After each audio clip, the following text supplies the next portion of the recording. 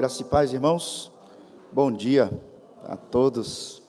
Hoje nós temos o dia do Senhor, um dia de grande celebração, e nós hoje viveremos, com a bênção de Deus, muitos momentos especiais, ímpares. Nós teremos culto, restauração, almoço, culto novamente, ordenação de oficiais. Então, desde já, preparemos os nossos corações para nos deleitarmos em todo esse dia, que é do Senhor, para a glória dEle, mas é para o nosso deleite. Vamos começar então, abrindo a palavra do Senhor em Filipenses. Peço que você abra sua Bíblia, carta aos Filipenses, capítulo 4.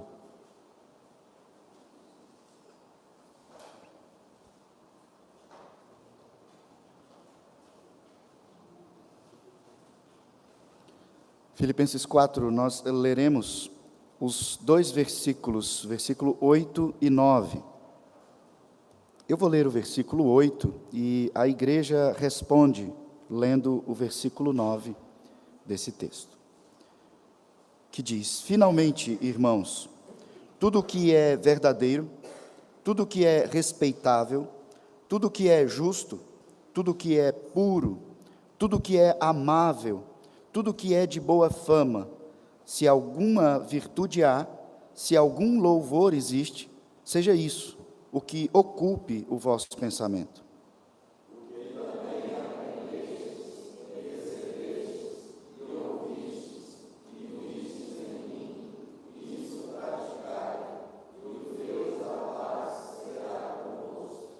Amém. Podei-vos assentar, irmãos.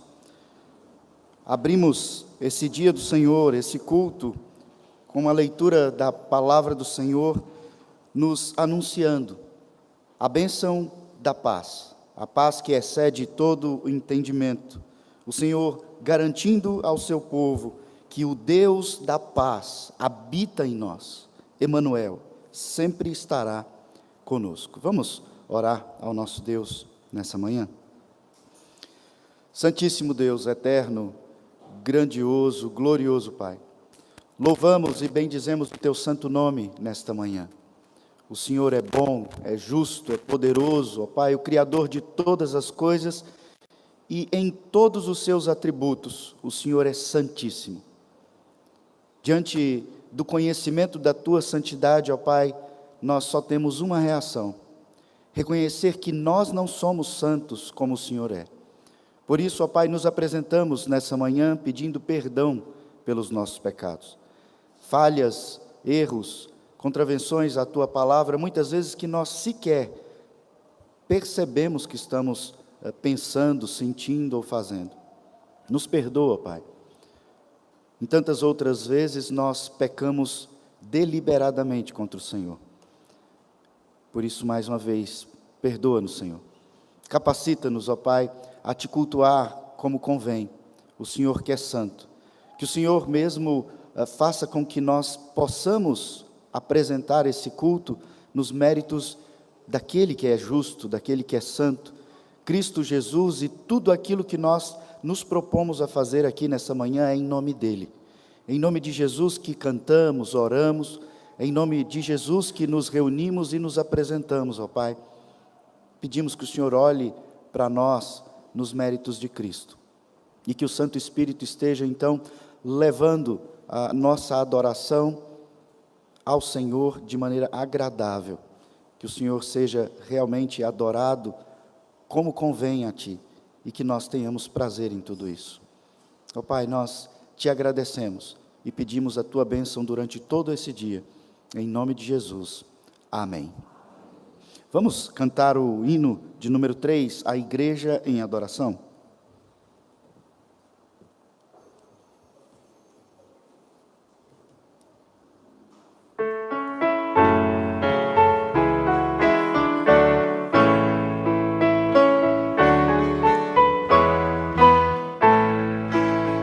Eterno Pai, teu povo congregado, humilde em dor, teu louvor aqui, no dia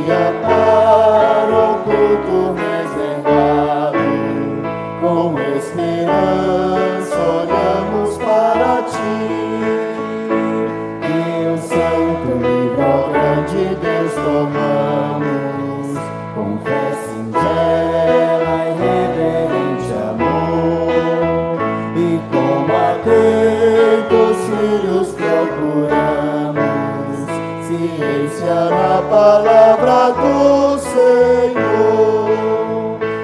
Jesus, aos teus benditos pés sentados, queremos teu conselho receber, e sendo por ti mesmo doutrinados, de mais em mais na santa fé crescer, do mundo e seus encargos retirados, queremos descansar em ti, Senhor, mirando os ricos bens entesourados na plenitude do teu vosso amor.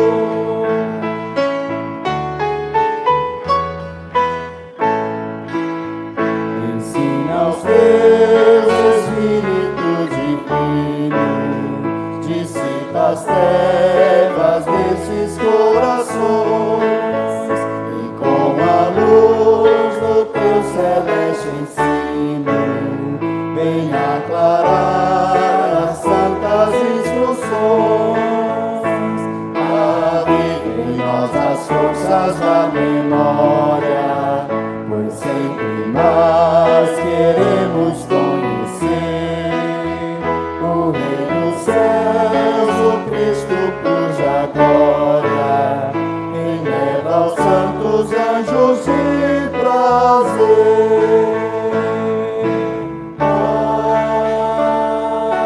Amém. Podei-vos assentar, irmãos. Passo a palavra ao reverendo José Maria, que nos trará a exposição nessa manhã.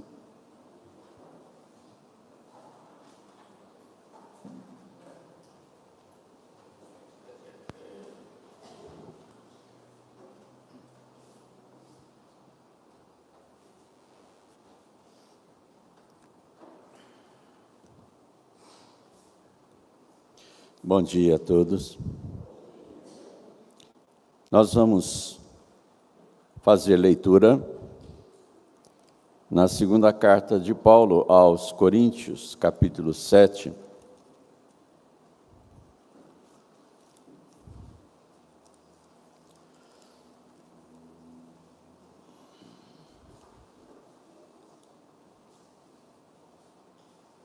Segunda carta aos Coríntios, capítulo 7, onde leremos do versículo 5 ao versículo 10.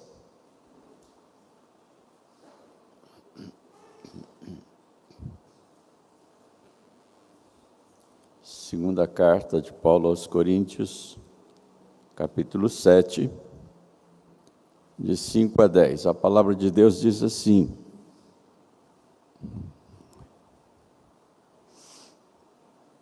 porque chegando nós à Macedônia, nenhum alívio tivemos, pelo contrário, em tudo fomos atribulados, lutas por fora, temores por dentro. Porém Deus, que conforta os abatidos, nos consolou com a chegada de Tito, e não somente com a sua chegada, mas também pelo conforto que recebeu de vós, referindo-nos à vossa saudade, o vosso pranto, o vosso zelo por mim, aumentando assim meu regozijo. Porquanto, ainda que vos tenha contristado com a carta, não me arrependo. Embora já me tenha arrependido, vejo que aquela carta vos contristou por breve tempo. Agora me alegro, não porque fostes contristados, mas porque fostes contristados para arrependimento, pois fostes contristados segundo Deus, para que de nossa parte nenhum dano sofresseis. Porque a tristeza, segundo Deus, produz arrependimento para a salvação, que a ninguém traz pesar, mas a tristeza do mundo produz morte. Amém.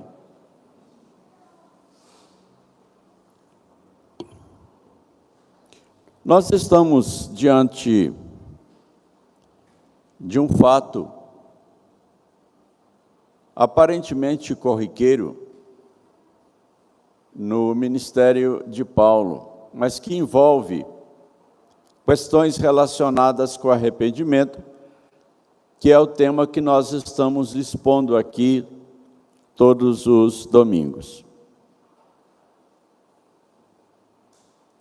E Deus, segundo as suas disposições de graça e de amor, permitiu que acontecessem algumas coisas envolvendo o apóstolo Paulo em questões disciplinares,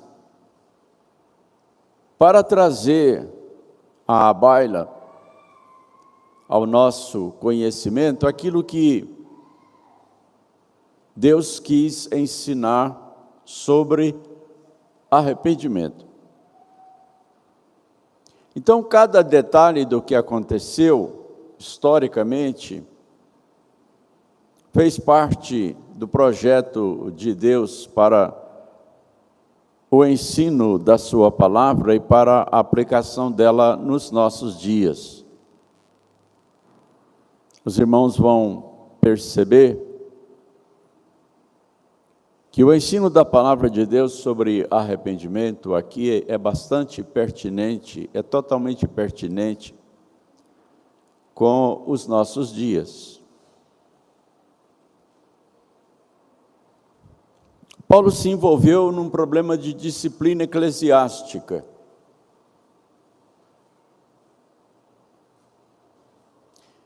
E ele chegou à Macedônia preocupado com o que poderia estar acontecendo na igreja de Corinto. Ele estava tão preocupado com a igreja de Corinto que ele tinha mandado Tito para lá.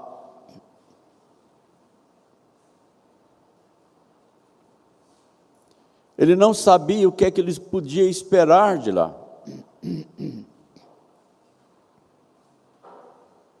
Ele chega à Macedônia e Tito não estava, não havia chegado. E ele começa a sofrer perseguições, tribulações. E ele fala aqui em perseguições externas e temores internos. Os temores internos são as suas preocupações com o estado da igreja de Corinto. Porque no processo disciplinar eclesiástico, ele havia escrito uma dura carta para os coríntios.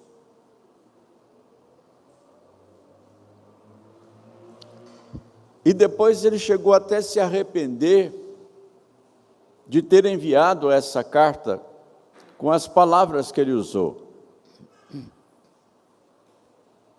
Ele não teve descanso depois que enviou essa carta. E foi assim que ele chegou à Macedônia. Quando ele chegou à Macedônia, ele esperava encontrar Tito já de volta de Corinto, mas não encontrou. Então ele ficou desassossegado. Será que eu deveria ter escrito aquela carta?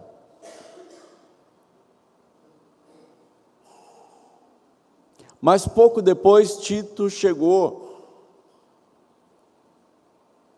E aí ele desfez todos os temores de Paulo, porque ele relatou que o efeito provocado por aquela carta foi muito benéfico, além de toda a expectativa. Porque apesar de ela ter contristado, ou seja, entristecido os crentes de Corinto, essa tristeza gerou arrependimento. E por isso ele não se arrependia mais de ter enviado a carta, porque foi vontade de Deus. Os efeitos dela foi além do esperado.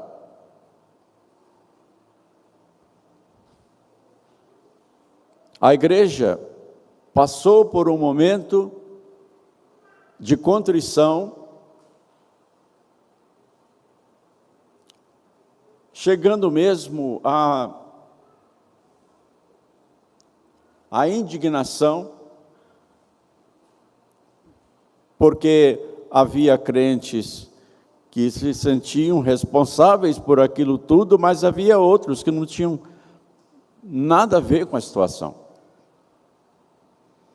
Mas no final das contas, a reação da igreja foi de arrependimento. E esse arrependimento, ele demonstrou que a igreja valorizava o ministério de Paulo, estava com saudades de Paulo, e aprovava o que Paulo fez.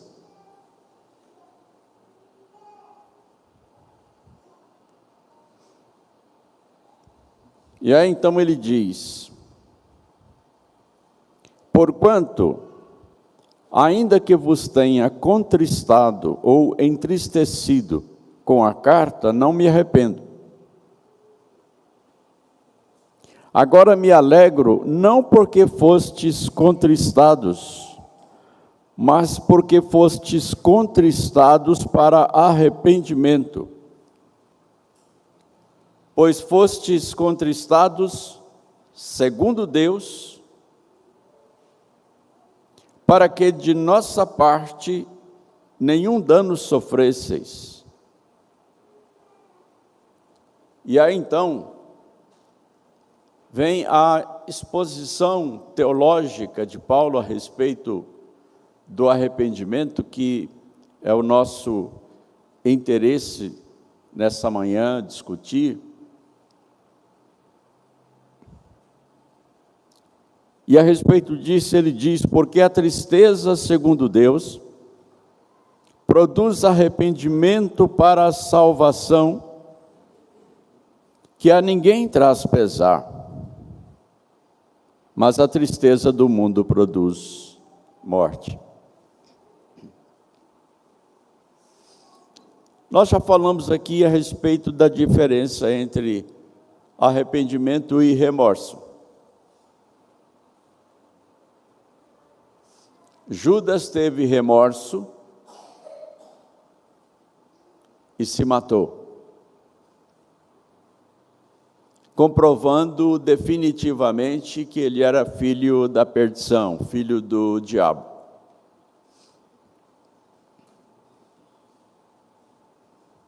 O arrependimento, ele não afasta a pessoa de Deus como afastou Judas de Jesus. Judas virou as costas, por remorso, devolveu o dinheiro da traição, mas continuou a se afastar de Jesus Cristo até a morte.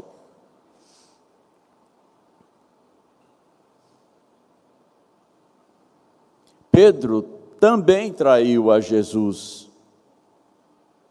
naquela noite. Ele negou a Jesus.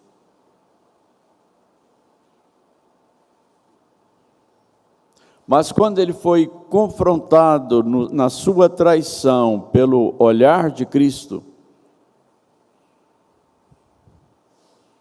ele se arrependeu.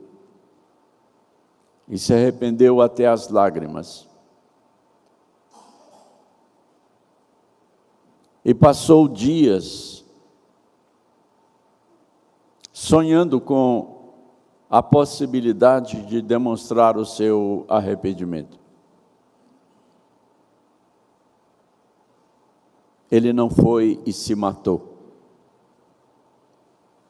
Porque o arrependimento, ele não afasta a pessoa de Deus, pelo contrário, aproxima, une.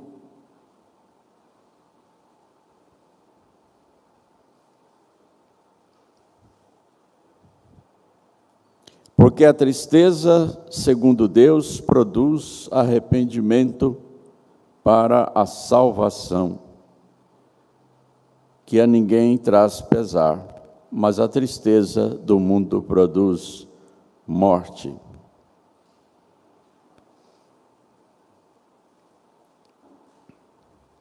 Arrependimento não é alguma coisa que a pessoa possa produzir em si mesmo.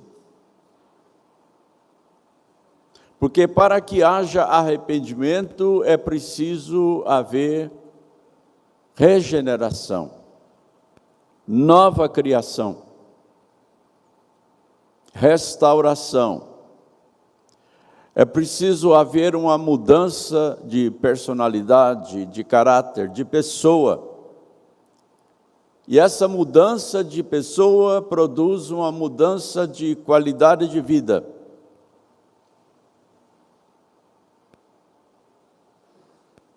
Quando a pessoa se arrepende,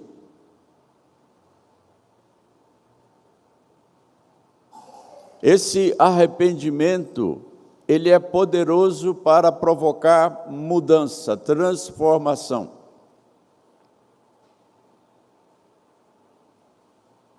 Eu não vou mais fazer isso, nunca mais.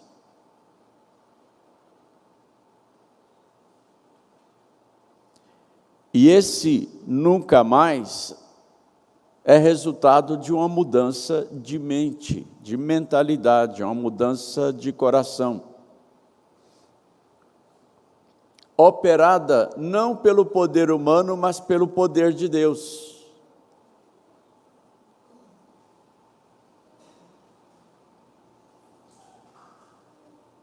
Eu sempre me impressionei com uma passagem das Escrituras a respeito da pregação do Evangelho em Éfeso.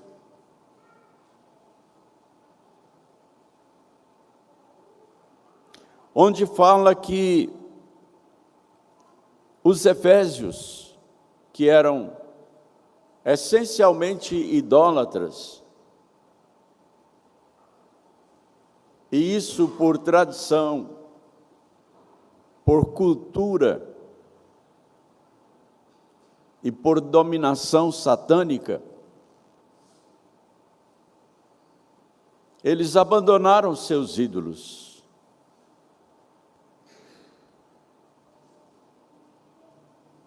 Eles queimaram seus livros de magia.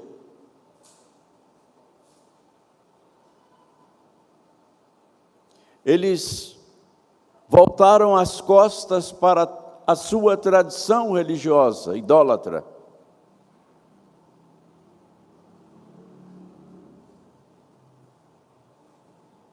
E passaram a seguir a Cristo pela fé.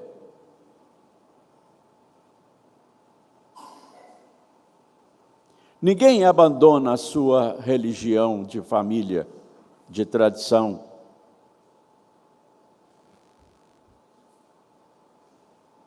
A não ser pelo poder de Deus. Eu conheci religião tradicional na minha família. Eu sei como as pessoas praticam uma religião. É uma dominação.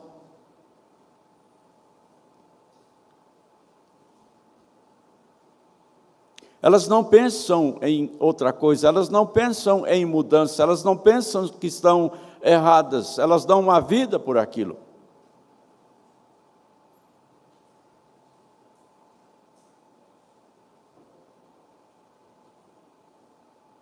Entender que a sua religião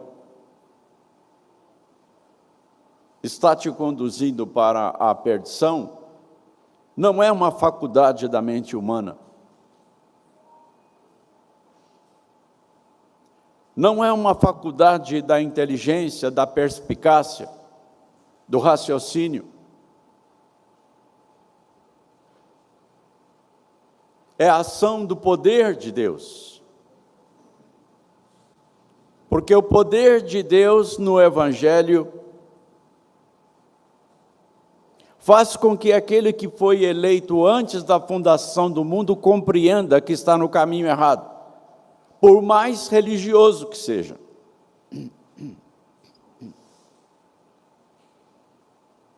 Nicodemos era religioso e mestre na sua religião.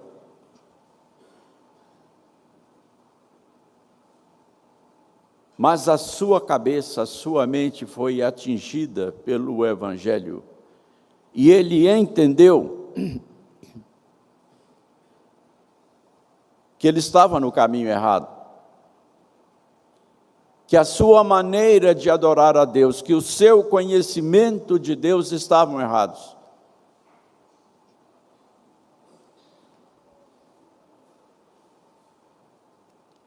Paulo era um homem profundamente religioso.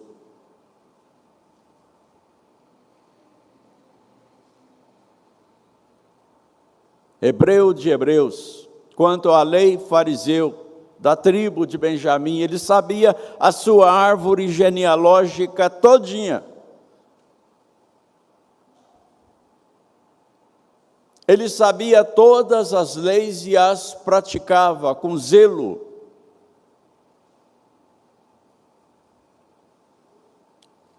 E por causa disso chegou a perseguir a igreja.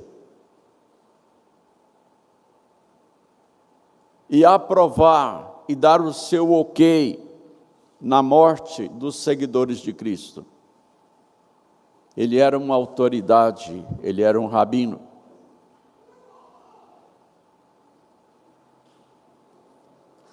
Aquele que ele dizia que devia ser morto, era morto.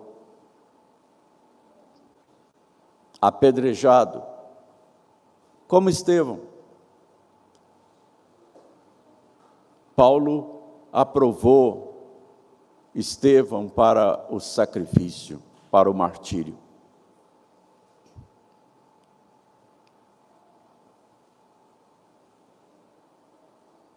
Ninguém muda de religião por vontade própria. Não para seguir a Cristo. Pode ser até que por conveniência, por interesses, haja uma mudança de uma religião para outra, mas dentro do princípio do pecado.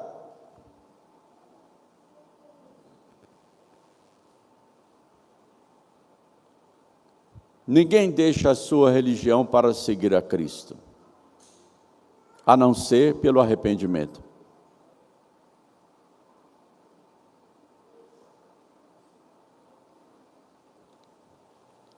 Agora, Deus usa os seus métodos para levar uma pessoa ao arrependimento.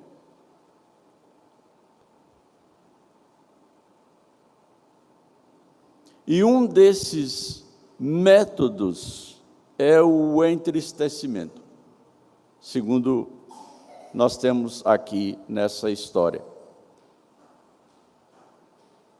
Deus permitiu que Paulo escrevesse uma carta grave, condenatória para a igreja de Corinto.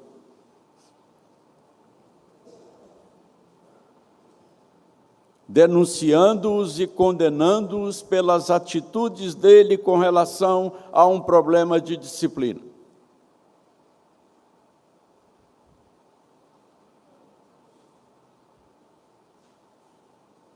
A carta foi tão severa que Paulo pensou em se arrepender de ter escrito aquela carta. Mas foi sob a orientação de Deus, e Deus não entristece ninguém de forma inútil, de forma vã.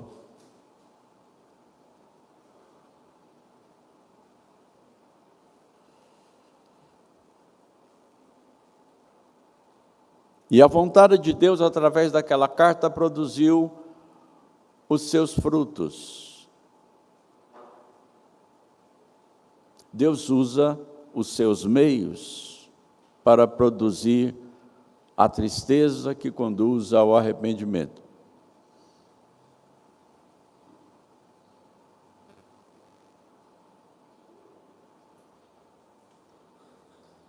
Todo o Brasil que conhece a Deus, todo o Brasil verdadeiramente crente, está em intercessão pelo Rio Grande do Sul.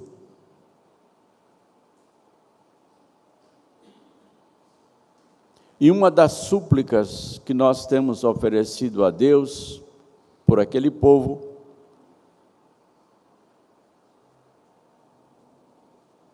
tão afetado por calamidades naturais é que esses acontecimentos produzam quebrantamento de coração e de espírito para arrependimento e salvação naquele estado.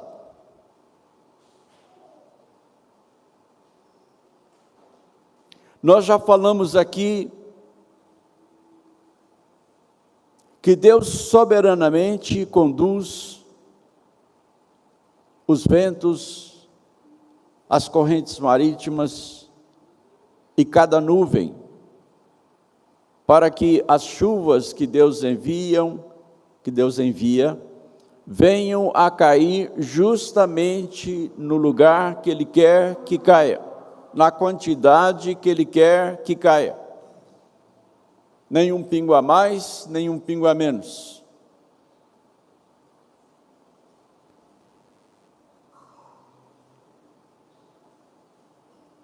E na Bíblia, lá no livro de Jó, capítulo 37,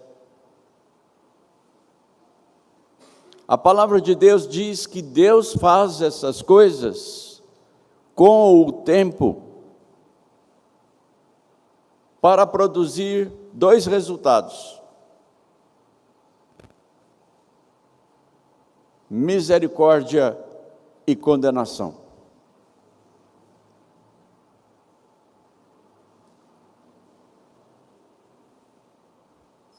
O que é que Deus quer produzir no sul?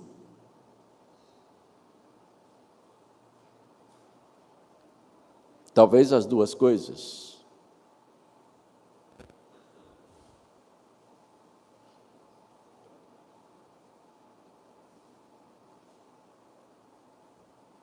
Nós estamos aguardando o desenrolar dos acontecimentos. Será que nós vamos ficar sabendo quantas pessoas se arrependeram dos seus pecados por passar por toda aquela aflição, angústia, tribulação? Certamente que um dos propósitos de Deus é esse.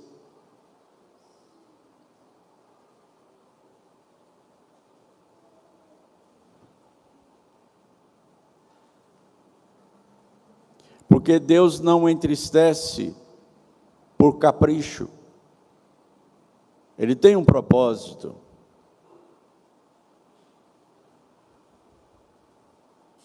O país inteiro está entristecido pelo que está acontecendo no sul. As pessoas narram que estão passando por emoções que levam às lágrimas diante do que estão vendo e ouvindo. São coisas realmente tocantes, são coisas emocionantes.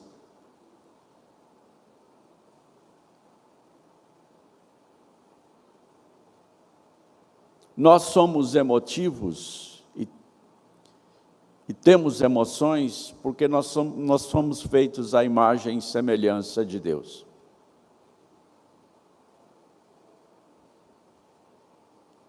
Deus, na sua palavra, afirma se entristecer. E a palavra de Deus pede que nós não entristeçamos ao Espírito Santo que habita em nós.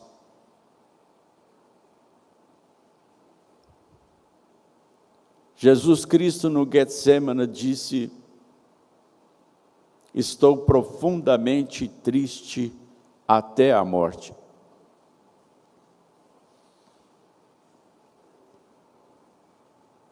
nós nos emocionamos, porque fomos feitos à imagem e semelhança de Deus.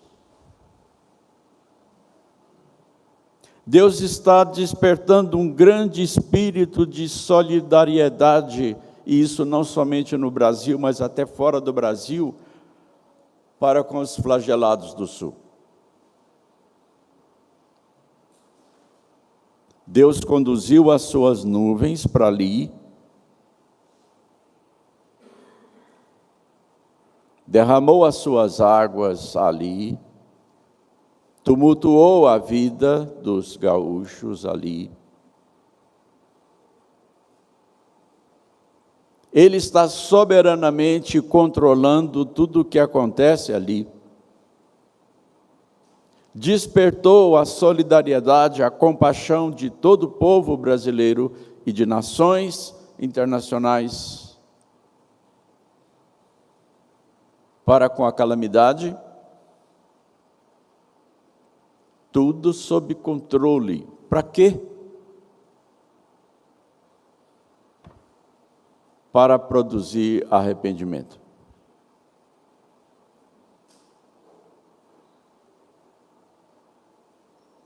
O arrependimento, segundo Deus, produz vida.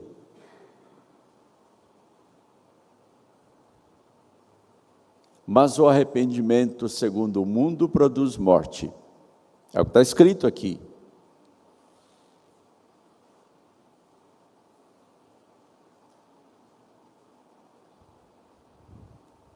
Agora vamos esperar.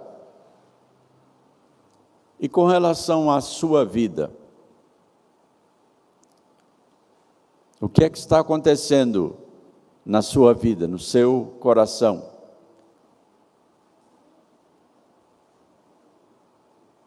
Paulo, quando chegou à Macedônia, ele não encontrou Tito e ficou desassossegado.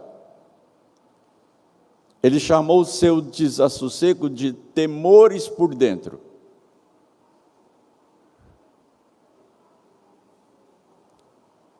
Sabe-se lá o que ele estava pensando. Mas ele estava com a sua consciência doendo por causa da carta que ele havia escrito. O que ela teria feito?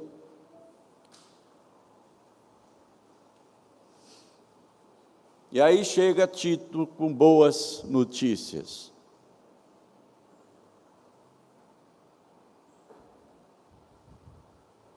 O que é que está acontecendo com as nossas vidas? O que é que passa no nosso coração?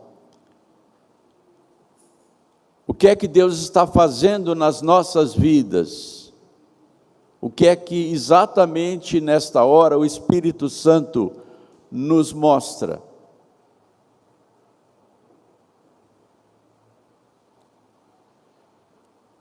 Porque Deus não dorme, Ele não para de atuar. A Bíblia diz que o Espírito Santo de Deus nos santifica em todo o tempo de cada dia.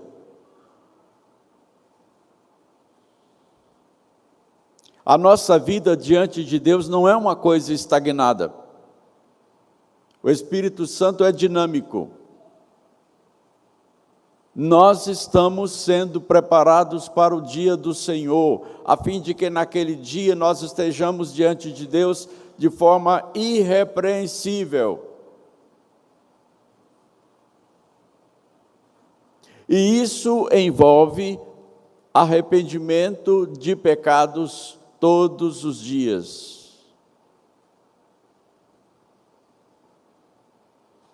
Porque todos os dias, de alguma forma, em alguma medida, em alguma extensão, nós desobedecemos a Deus.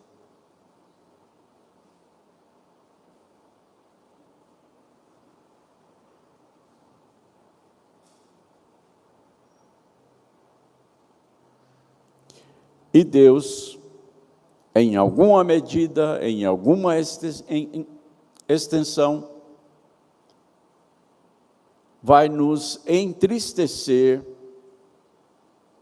para nos conduzir ao arrependimento. E esse entristecimento pode ser provocado por vários fatores.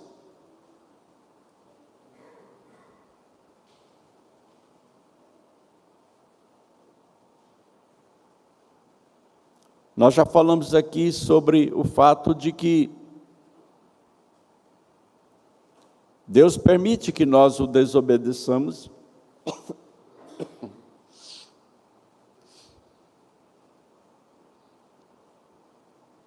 mas nós vamos sofrer as consequências. A correção, a disciplina vai ser usada. Por quanto tempo? Em que grau? Leve, moderado, severo?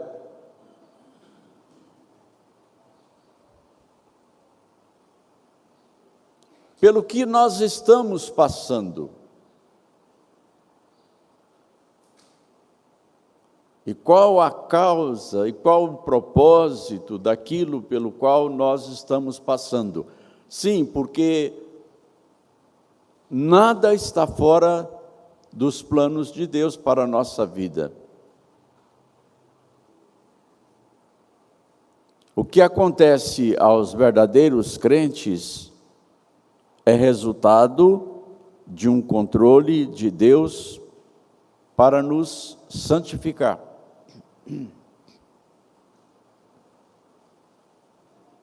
Isso vai depender do que é que nós estamos fazendo com Deus.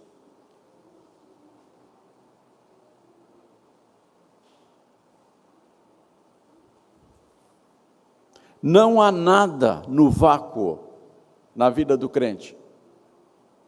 Nada.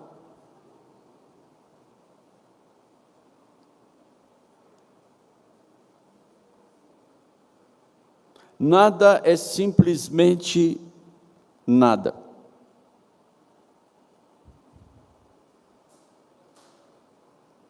Nós precisamos nos colocar diante de Deus para saber o que é que realmente está acontecendo conosco. Porque de repente nós podemos ser contristados, entristecidos por Deus, para arrependimento e ficar pensando, por quê? Algumas pessoas nas Escrituras perguntaram isso a Deus, por quê? O que está acontecendo?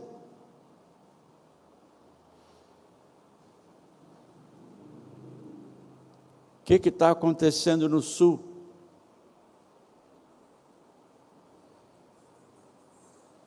Por que é que Deus está derramando toda aquela água ali?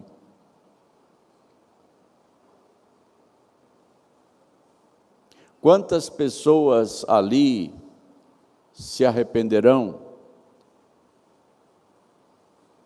por toda essa tristeza?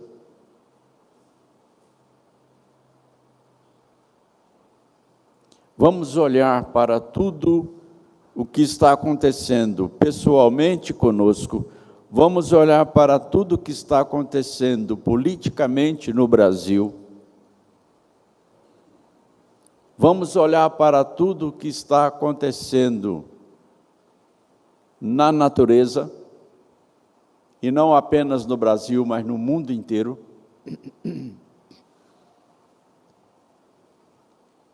E vamos pensar em arrependimento?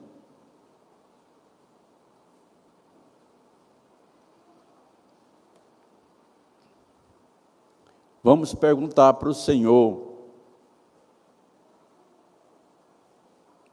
e vamos pedir para Ele nos mostrar a nossa necessidade de arrependimento. Porque o arrependimento, segundo Deus, é para a vida. Mas o arrependimento, segundo o mundo, é para a morte. A coisa é muito séria. A coisa é muito séria. Por mais simples que nos pareça o acontecimento, precisamos olhá-lo do ponto de vista de Deus. Não podemos levar a vida de forma irresponsável, leviana, autoindulgente.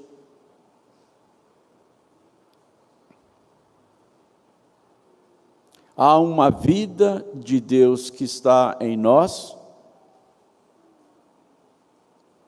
e há uma vida do mundo que está ao nosso redor, tentando entrar em nós. Deus disse para Caim: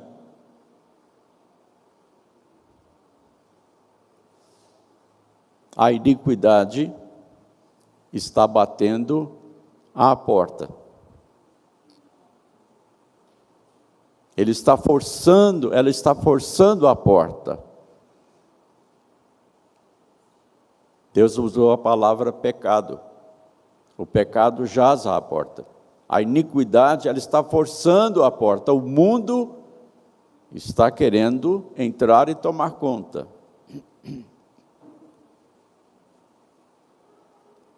Agora você escolhe, Caim.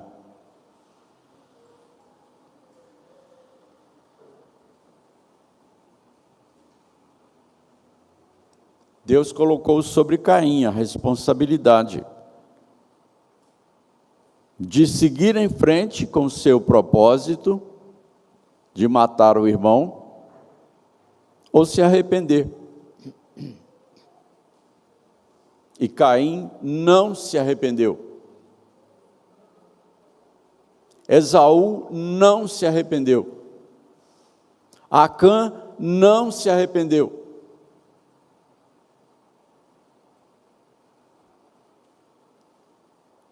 E eu? E você?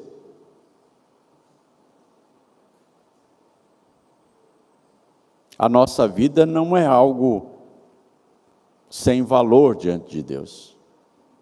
Ele cuida de nós o tempo todo, em todo o tempo. E usa da correção, e usa da disciplina, e usa do entristecimento para nos conduzir ao arrependimento que nós necessitamos. Vamos abrir os olhos para isso. Vamos prestar atenção nessas coisas. Porque há dois tipos de arrependimento. O arrependimento que conduz à vida e o arrependimento que conduz à morte, ou seja, o remorso. E para esse não adianta chorar, não adianta clamar, porque diz a Bíblia que Esaú, mesmo chorando, não achou lugar de arrependimento. Então vamos nos lembrar, nesta manhã, desta passagem de 2 Coríntios 7. Existe o arrependimento segundo Deus, que conduz à vida. Existe o arrependimento segundo o mundo, que conduz à perdição. Que Deus nos abençoe. Eu passo a palavra para o reverendo Diogo, para os atos pastorais e a celebração da Santa Ceia.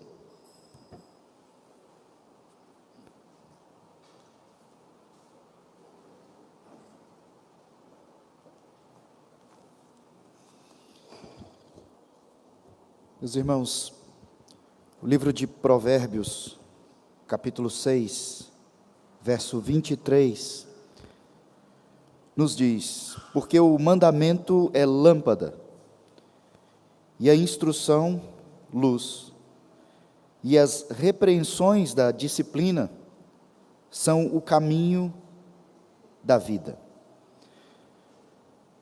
Em todas as Escrituras nós temos inúmeros textos que nos falam sobre disciplina. Na providência divina, hoje, a exposição nos aponta diretamente para o exercício da disciplina. Eu procuro sempre dar ênfase para que haja entendimento de que disciplina não é mero castigo. Disciplina é demonstração de amor. Por mais que em tempos pós-modernos seja tão difícil de entender. Os pais que amam seus filhos os corrigem, porque os amam. A Bíblia usa essa imagem. A verdadeira igreja disciplina aqueles que são amados nessa comunhão. Uma das penas, das consequências da disciplina é o afastamento da comunhão, da mesa, dentre tantas ações. E o conselho faz isso não porque são homens superiores, são pecadores também, que carecem também de correção, de orientação, de instrução do Senhor. Mas é papel dessa liderança vocacionada por Deus exercer a disciplina.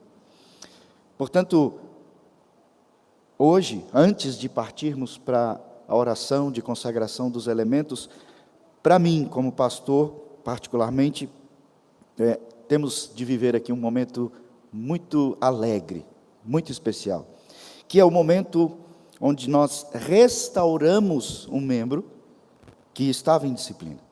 Isso é muito alegre porque nós vemos o fruto de arrependimento. Essa é a regra que a nossa Constituição, a Palavra de Deus nos coloca sobre como começa e como termina um processo de disciplina. Como não é um castigo, é uma ação da igreja para produzir, para dar provas desse arrependimento. E hoje nós temos a oportunidade de ir aqui, assim como foi publicado o anúncio da disciplina, nós queremos restaurar esse amado irmão também de maneira pública, porque a igreja aprende com isso e entende mais sobre disciplina, para que quando eventualmente acontecer com um ou com outro, você não tema ser disciplinado ou sinta-se magoado, amargurado, achando que um conselho age de maneira maldosa, maliciosa, achando-se superior. Não, de maneira nenhuma. Eu quero chamar aqui à frente o nosso irmão Renan Pitaluga, com toda a sua família, que nesse período multiplicou. Nós vamos ter a oportunidade de conhecer a Luana, os meninos. Vem aqui à frente, por favor, todos vocês.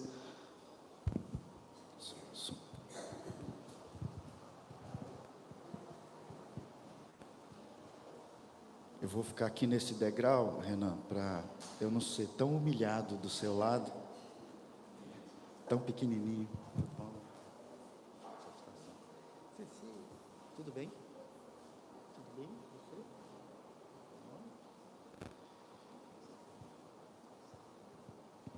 Meus irmãos, está aqui o Renan, vocês todos conhecem. Agora tem a oportunidade de conhecer a Luana, esposa do Renan. Cecília, todo mundo conhece. E agora os irmãos, que essa família agora tem todos em um só lar. E o Renan, também como fruto desse arrependimento, tem agora um aumento de responsabilidade. Agora é ele que precisa pastorear toda essa família. E às vezes até mesmo disciplinar, demonstrando que Deus corrige a quem ama. Nós aqui cuidamos do processo de disciplina do Renan, e ele tem dado fruto de arrependimento, testemunho de arrependimento. Alguns dos irmãos olham agora para esse momento e perguntam, né? Mas como que o conselho da central sabe do arrependimento do Renan, se nós nem estávamos mais vendo o Renan? Nós estávamos acompanhando o Renan, ainda que à distância, e o reverendo Pedro, ali da Igreja das Palmeiras, tem dado grande e frutífero testemunho acerca dessa família. Renan tem congregado ali, Luana é membro daquela igreja, e ali eles têm frutificado. Essa igreja também é de vocês, viu? Sintam-se sempre muito bem acolhidos aqui, amados, mas nós então temos acompanhado, eu tenho sempre conversado com o reverendo Pedro, e eles têm congregado ali, levado assiduamente as crianças à instrução da palavra do Senhor. E hoje então nós declaramos eu como parte do conselho dessa igreja, a restauração do Renan. Nós conversamos em reunião com ele, verificamos, obtivemos ali o desejo de sua restauração e também testemunho. Eu vou orar nesse momento, agradecendo a Deus por tudo isso e também imediatamente já consagrando os elementos, porque nesse momento nós fizemos isso exatamente porque agora Renan, Luana voltam à comunhão da mesa do Senhor. Vamos orar?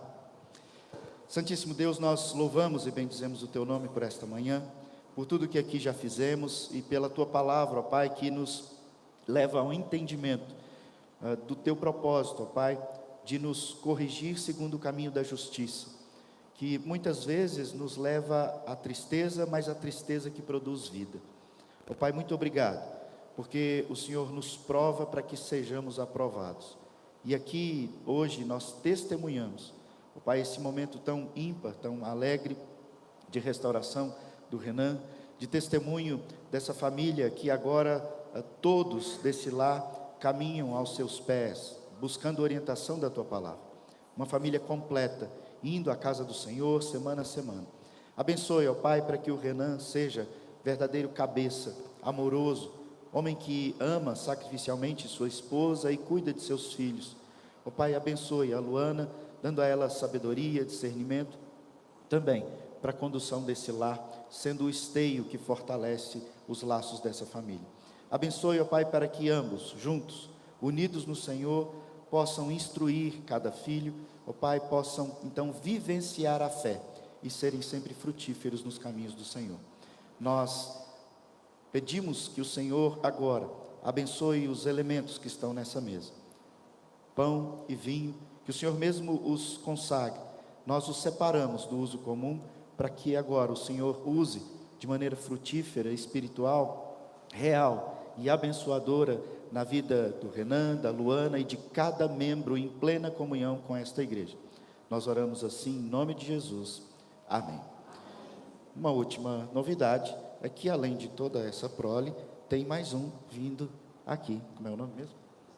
O José está chegando aqui. Que Deus abençoe sua gestação, sua vida. Deus abençoe todos vocês. Viu?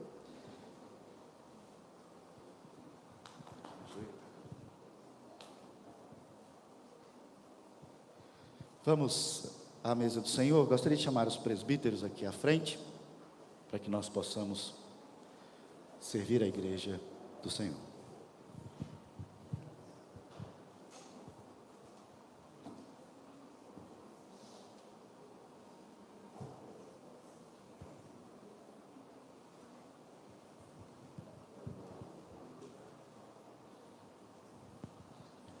Nós vamos partir para o momento da distribuição dos elementos. Quando todos os irmãos estiverem servidos, nós vamos ler o texto da instituição da ceia. Então todos juntos, em comunhão no Senhor, celebraremos a ceia do Senhor.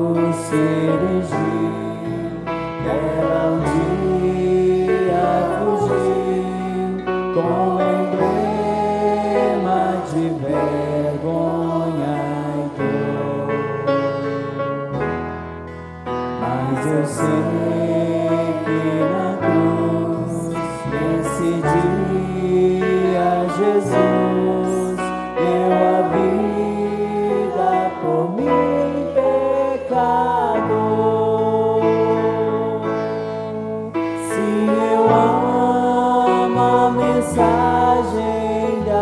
cruz. Seu triunfo, meu gozo será, pois um dia em lugar de uma cruz, a coroa Jesus me dará. Desde a glória dos céus, o Cordeiro de Deus ao Calvário brilhante baixou. Nessa cruz para mim há mistério sem fim, porque nela Jesus me salvou. Sim, eu amo a mensagem da cruz. Seu triunfo, meu gozo será, pois um dia em lugar de uma cruz, a coroa Jesus me dará.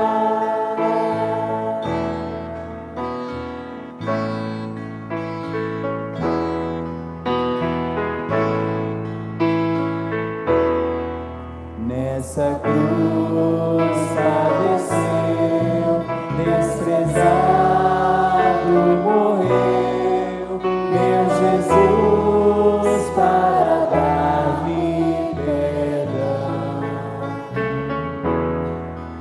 Eu me alegro na cruz, dela vem graça e luz para minha santificação.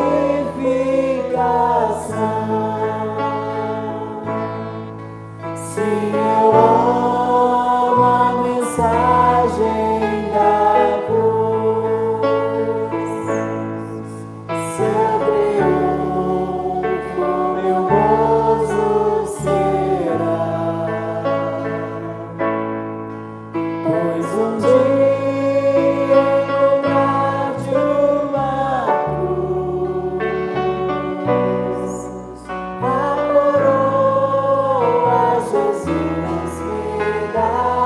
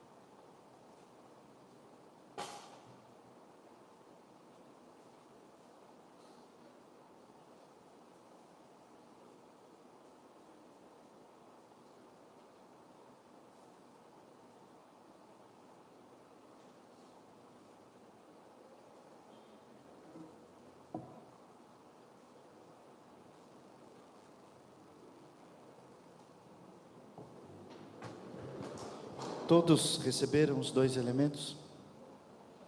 A palavra do Senhor em Lucas, capítulo 22, nos instrui, a partir do verso 19, dizendo: E tomando um pão, tendo dado graças, o partiu e lhes deu, dizendo: Isso é o meu corpo oferecido por vós, fazei isso em memória de mim. Semelhantemente, depois de cear, tomou o cálice, dizendo: Este é o cálice da nova aliança no meu sangue, derramado em favor de vós. Comei do pão e bebei do cálice, todos, irmãos.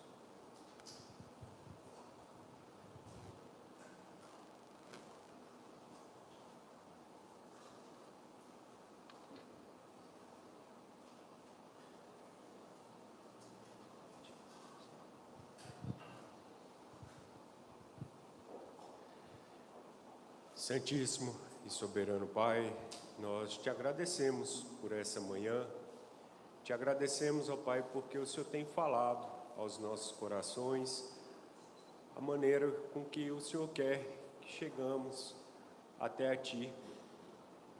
Sabemos, ó Pai, que somos falhos, somos pecadores, mas que nós somos lavados, ó Pai, pelo sangue de Cristo. E Cristo, ó Pai, nos ensinou a participarmos desta mesa até que Ele volte. E por isso, ó Pai, nós nos colocamos diante do Senhor para que o Senhor trabalhe em nossas vidas, para que possamos viver de forma digna de sermos chamados de Teus filhos. Ó Pai, te pedimos que o Senhor continue a nos ajudar para que possamos levar aqueles que ainda não ouviram da grande salvação, que possamos, ó Pai, viver de forma digna, ó Pai. Fica conosco, pois nós choramos, em nome de Cristo Jesus. Amém.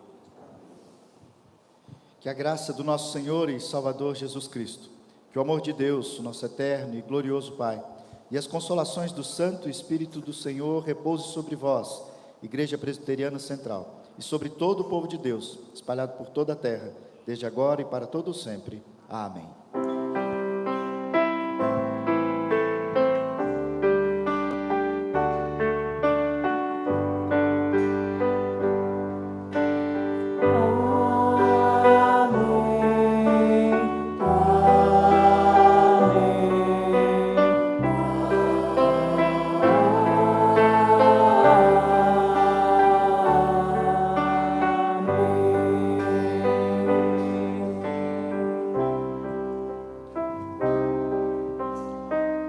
Podemos se assentar.